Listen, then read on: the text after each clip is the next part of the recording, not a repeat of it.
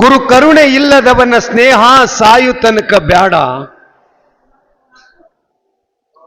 ಮಾತಿನೊಳಗ ಮಾತಿಲ್ಲದವನ ಸ್ನೇಹ ಜಾತಿ ಜನ್ಮಕ್ಕ ಬ್ಯಾಡ ಅಂತ ಹೇಳ್ತಾರೆ.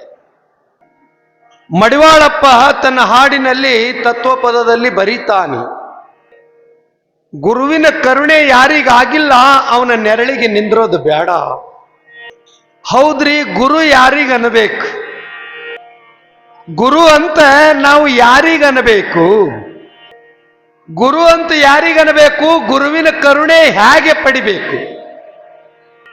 ನಾವು ವಿದ್ಯಾಭ್ಯಾಸ ಕಲಿಯುವಾಗ 1ನೇ 2ನೇ ಎಲ್ಲ ತರಗತಿಗಳಿಗೆ ಗುರುಗಳು ಇರ್ತಾರೆ. ಕನ್ನಡಕ್ಕೊಬ್ಬರು ಗುರುಗಳು, ಇಂಗ್ಲಿಷ್ಗೊಬ್ಬರು ಗುರುಗಳು, ಗಣಿತಕ್ಕೊಬ್ಬರು, ಸಮಾಜಕ್ಕೊಬ್ಬರು, ಎಲ್ಲ ವಿಷಯಕ್ಕೊಬ್ಬೊಬ್ಬರು ಗುರುಗಳು ಇರ್ತಾರೆ. ಮತ್ತು ಗುರು ಯಾರಿಗನಬೇಕು? ಕಾವಿ ಹುಟ್ಟೋರಿಗೆ ಗುರು ಅನ್ನಬೇಕು, ಏನು ಮಠಾಧೀಶರಿಗೆ ಗುರುಗಳು ಅನ್ನಬೇಕು, ಪಲ್ಲಕ್ಕಿಯೊಳಗ ಮೆರಿತಕ್ಕಂಥ ಜಗದ್ಗುರುಗಳಿಗೆ ಗುರು ಅನ್ನಬೇಕು?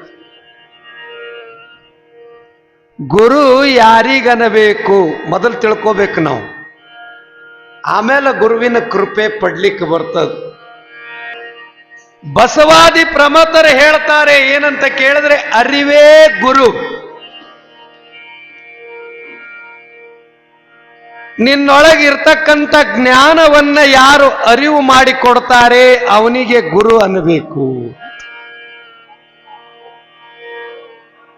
ಪುರಾಣ ಎಲ್ಲಿ ಹಚ್ಚಾರ ಅಂತ ಯಾರಿಗರೇ ಕೇಳಿದ್ರಿ ಅಂದ್ರೆ,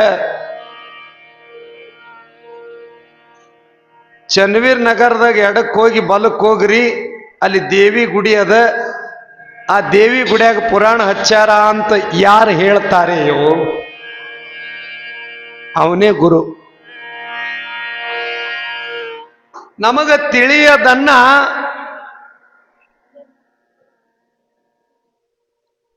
ಅರಿವು ಮಾಡಿಕೊಡ್ತಾನೆ ಗುರು, ಅವನಿಗೆ ಗುರು ಅಂತಾರೆ. ಇನ್ನೂ ನಿಮಗ ಯಾರಿಗೆ ಗುರು ಅನ್ನಬೇಕು ಅಂತ ಕೇಳಿದ್ರೆ, ಸತ್ತು ಚಿತ್ತು ಆನಂದ ರೂಪವನ್ನ ಯಾರು ಸಾಕ್ಷಾತ್ಗೊಳಿಸ್ತಾರೆ ಅವರಿಗೆ ಗುರು ಅಂತಾರೆ.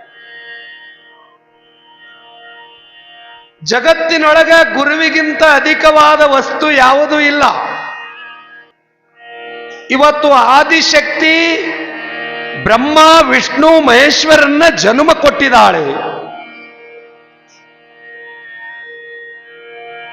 ದೇವಿ ಪುರಾಣದಲ್ಲಿ ಇವತ್ತ ಚಂಡಮುಂಡರನ್ನ ಸಂಹಾರ ಮಾಡುವ ಸನ್ನಿವೇಶ ಬರ್ತದೆ. ಆದರೂ ಕೂಡ ಚಿದಾನಂದ ಗುರುವಿನನ್ನ ಇಟ್ಟುಕೊಂಡು ದೇವಿ ತನ್ನ ದೇವಿಯ ಚರಿತೆಯನ್ನ ಹೇಳಿ ಪುರಾಣ ಬರೆಸಿದಾಳೆ. ಯಾಕ ಗುರು ದೊಡ್ಡವಾದ? ಯಾರಿಗೂ 33 ಕೋಟಿ ದೇವತೆಗಳಿಗೆ ಆಗದೆ ಇರತಕ್ಕಂಥ ಸಾಮರ್ಥ್ಯವನ್ನ ಆದಿಶಕ್ತಿ ಮಾಡಿ ತೋರಿಸಿದಾಳೆ.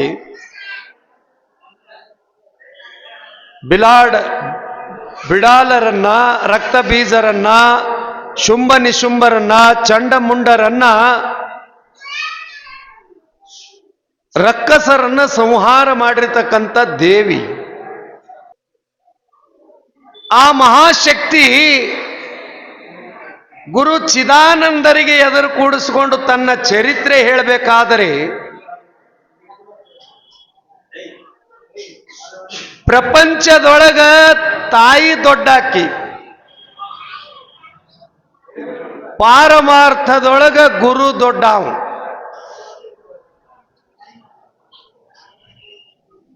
ಪ್ರಪಂಚ ಜೀವನದೊಳಗ ತಾಯಿಗೆ ಗುರು ಅಂತಾರ, ಪಾರಮಾರ್ಥದೊಳಗ ಗುರುವಿಗೆ ತಾಯಿ ಅಂತಾರ.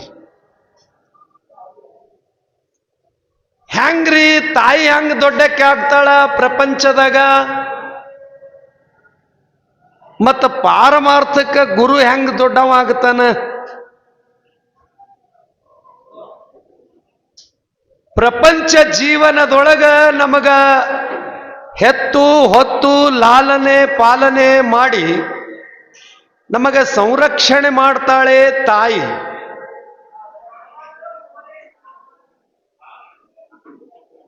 ಮಲಮೂತ್ರಗಳಿಂದ ಹೊಲಸು ಮಾಡ್ಕೊಂಡಿದ್ದೆವು ಅಂದ್ರೆ ತಂದಿ ಬಂದು ತೊಳೆಯಂಗಿಲ್ಲ. ತಂದಿ ತಾಯಿಯನ್ನೇ ಕರೀತಾನೆ, ಏ ನಿಮ್ಮ ಅವ್ವನ ಬಳಿ ಹೋಗಿ ಇಲ್ಲಿ ಬರಬೇಡ ನಡಿ. ಹೊಲಸಾಗಿತ್ತು ಕೂಸ ಅಂದ್ರೆ ಮುಟ್ಟಂಗಿಲ್ಲ. ಗಲೀಜಾದ ವಸ್ತು ತಂದಿ ಮುಟ್ಟಂಗಿಲ್ಲ. ಹೇಗೆಯೋ ಗಲೀಜಾದ ಮನಸ್ಸು ಪರಮಾತ್ಮ ಮುಟ್ಟಂಗಿಲ್ಲ. ಆ ಗಲೀಜಾದ ವಸ್ತು ತೊಳಿತಾರೆ ಯಾರು ಅಂದ್ರೆ ತಾಯಿ. ಹೇಸುಗೊಳ್ಳಂಗಿಲ್ಲ ತಾಯಿ. ಮಲಮೂತ್ರಗಳನ್ನ ಸ್ವಚ್ಛ ಮಾಡಿ ಪೌಡರ್ ಹಚ್ಚಿ ಸುನೋ ಪೌಡರ್ ಹಚ್ಚಿ ದೃಷ್ಟಿ ಆಗಬಾರ್ದಂತ ಹೇಳಿ ಕಪ್ಪು ಚುಕ್ಕೆ ಕೆನ್ನೆಗೆ ಇಟ್ಟು ನಮ್ಮನ್ನು ಹಡೆದವಳು ಹಡೆದು ಜೋಕೆ ಮಾಡಿದವಳು ತಾಯಿ ಅಲ್ಲವೇ? ನಮ್ಮ ತಾಯಿ ಅಲ್ಲವೇ? ತಾಯಿಯ ಮಮತೆ, ತಾಯಿಯ ವಾತ್ಸಲ್ಯ, ತಾಯಿಯ ಪ್ರೀತಿ ಜಗತ್ತಿನೊಳಗೆ ಯಾರು ಕೊಡಕ್ಕಾಗಲ್ಲ. ಹಾಗೆ ಪಾರಮಾರ್ಥದೊಳಗ ಸದ್ಗುರುವಿನ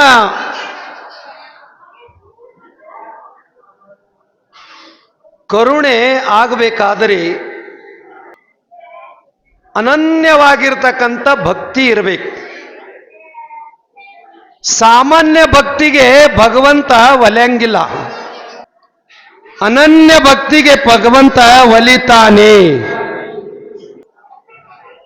ಪರಮಾನಂದದ ಸುಖ ಪಡಿಬೇಕಾದರೆ ಶಾಂತಿ ಇರಬೇಕು, ಸಮಾಧಾನ ಇರಬೇಕು.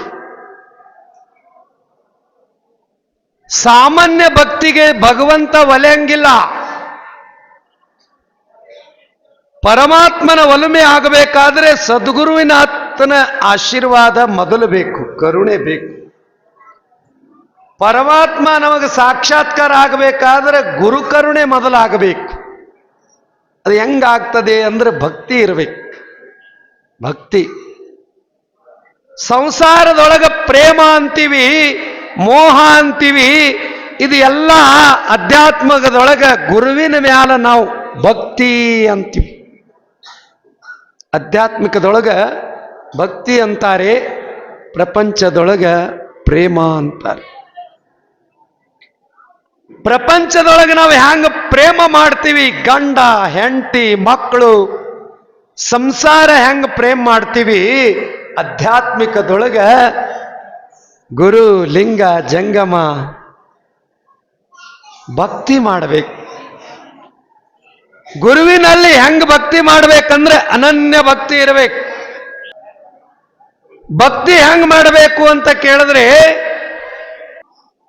ನಮ್ಮ ಶರೀರದ ಮೇಲೆ, ನಮ್ಮ ತನುವಿನ ಮೇಲೆ ಪ್ರಜ್ಞೆ ಇರಬಾರ್ದು. ಪೂಜೆ ಯಾಕೆ ಮಾಡ್ಕೊಂತಾರ ಅಂದ್ರೆ ಒಂದು ನಿಮಿಷ ದೇವರ ಕಡೆಗೆ ನಮ್ಮ ಮನಸ್ಸು ತಿರುಗಲಿ ಅಂತ. ಇದು ಮನಸ್ಸು ಬಹಳ ಖೋಡದ, ಬಹಳ ಕೆಟ್ಟದ, ಎಕಡೆ ಹೋಗ್ತದ. ಒಮ್ಮ ಜಿಲೇಬಿ ಮೇಲೆ ಕೂಡ್ತದ, ಒಮ್ಮ ಹೊಲಸಿನ ಮೇಲೆ ಕೂಡ್ತದ ಮನಸ್ಸು. ಜ್ಞಾನದೇವ ಆಗಲಿ, ತುಕಾರಾಮ ಆಗಲಿ, ಅನೇಕ ಸಂತರು ವಿಠ್ಠಲನನ್ನ ಧ್ಯಾನ ಮಾಡಿ ಅವನ ಸ್ಮರಣೆ ಮಾಡಿ ಅನನ್ಯ ಭಕ್ತಿ ಮಾಡಿ ಮುಕ್ತಿಯನ್ನು ಪಡೆದಿದ್ದಾರೆ.